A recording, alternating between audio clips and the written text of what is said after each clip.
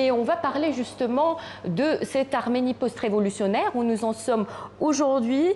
On parlera avec nos invités, mais tout d'abord, je vous propose de regarder ce reportage de Lilith Aroutunian. Ces images de printemps 2018 sont encore vives dans la mémoire des Arméniens. La foule laisse éclater sa joie quand, sous la pression de la contestation, Serge Sarkissian quitte son poste du Premier ministre.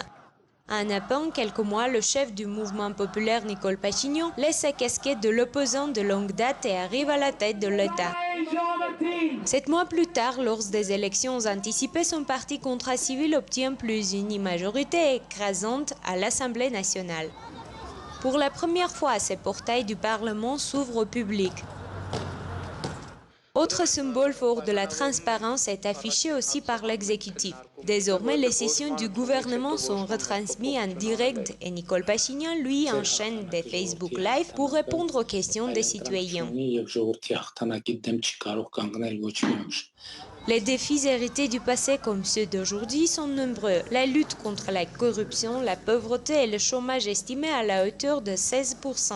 Le chemin est long à parcourir. La population se patiente de voir les résultats. Le secteur civil et les fondations caritatives ne manquent pas d'arriver à un renfort de l'État.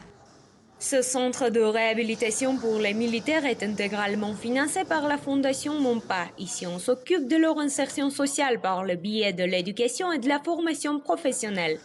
Certains militaires ont pu en profiter depuis sa création en 2018. L'égalité des chances est un principe très important pour nous. Pour que les membres de notre société puissent réaliser leur potentiel pleinement, il est important que les individus puissent prendre responsabilité du développement de notre pays dans son ensemble. Une autre fondation, la Ville des Sourires, mène une action au profit des enfants souffrant des maladies graves. Mais elle aide aussi aux familles démunies de trouver du travail. De la santé à l'éducation, le champ de l'action est vaste. Grâce aux bourses de la Fondation, les étudiants arméniens peuvent financer leurs études à l'étranger. Les seules conditions: être admis dans l'une des 20 meilleures universités du monde et à la fin de leur cursus revenir en Arménie pour y travailler au moins 3 ans et demi. À la fin de mes études, je ferai tout pour appliquer mes compétences acquises dans le domaine de la médecine en Arménie.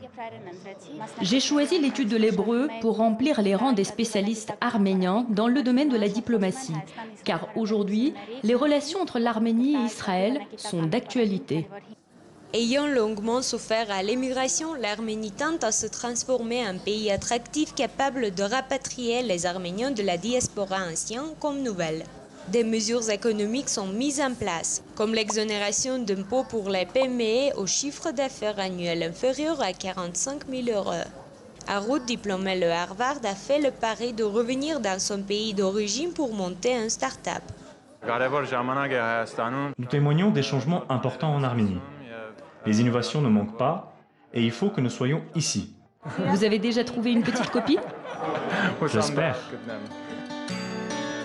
Le premier pas est franchi, mais s'installer pour de bon ou pas, c'est peut-être l'amour qui aura le dernier mot.